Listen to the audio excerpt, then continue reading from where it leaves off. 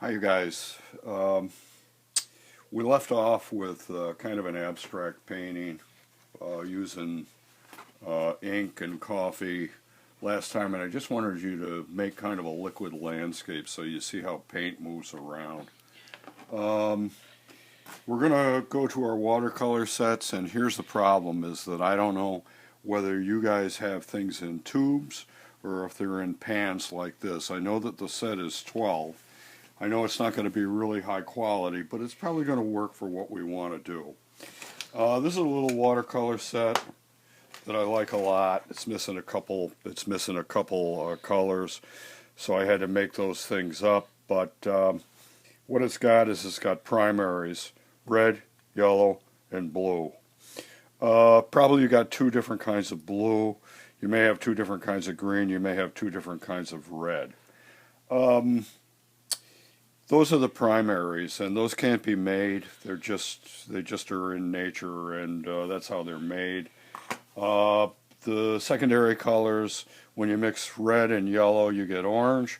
When you mix red and blue, you get purple. When you mix blue and yellow, you get green. That's secondary.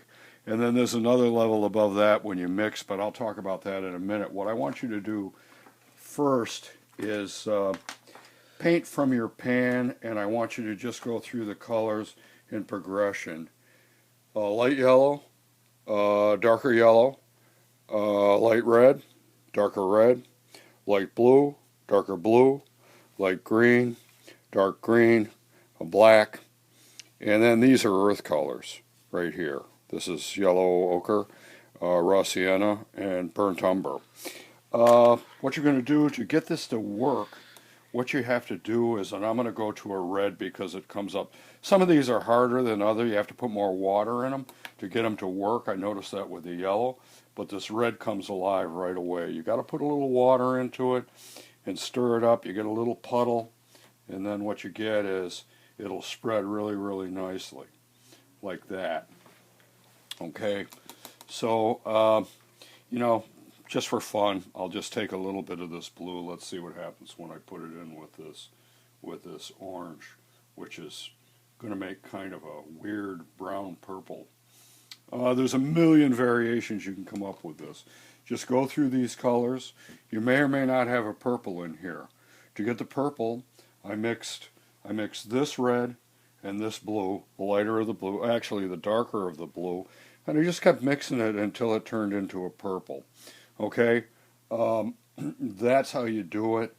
You know about gradation in terms of using the acrylics. You know, it's good if you have a plate out or something, piece of glass, something like that, where you can mix and have an actual palette. This is another thing that I did. I used yellow ochre, raw sienna, which is a reddish brown. This is a yellowish brown. And then I used a burnt umber, which is a dark brown. And what I did is I put a little bit of white into each one of them. You're going to use your acrylic paint to do that. And the way to do this is just put the brown down, just put this brown down, just put this brown down, and then just take a little bit of white and just touch it into it and mix it right here.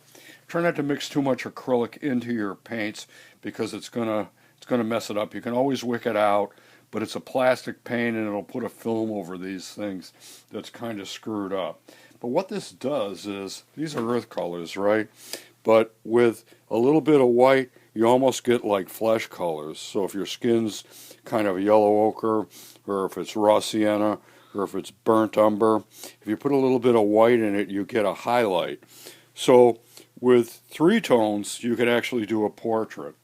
And these would just go darker in the shadow areas, so maybe a little blue or a little black into this would make the shadow area.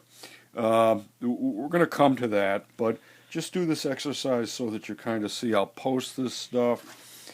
Okay, so the next thing that I went on to, now, you know, like I said, just put out a little bit of white in the corner or something so that you can make this kind of lighter brown, and it's also would be a pastel. So that takes me around to making pastels. So what you're going to do is you're going to put down two blots of color. The yellow, the orange, and do the whole page, do 2 of each color. And what you're going to do is you're going to put a little bit of white into each one of those. Clean your brush each time. That'll keep your colors clean. And what that does is it makes pastels. So don't look at these ones, look at these ones. So this becomes a lighter yellow, this becomes a red pink, this becomes a pink, this is an ultramarine blue, and it becomes a ultramarine blue light. This is a phthalo blue, this becomes a phthalo higher key, meaning brighter color when you put a little bit of white into it. These greens will become a lighter green. This purple will become kind of a lilac, and I stopped there. Okay, so the next thing you do is clean your brush, and then just put a tiny touch of black in, and I mean a tiny touch of black, like you're just taking this out of here, and it's only this much. Let me see. You're only putting this much into these colors, and what that's going to do is give you a shade. So it's just going to go a little bit darker. When you go to the paint store, the chips are often shades because they're easy to live with. They're lower key. They're not jumping off the page like pastels. If you live in a pastel room, you're going to go bonkers. But if you live in a room that has shade, just a little bit of dark, it turns it a little bit grayer.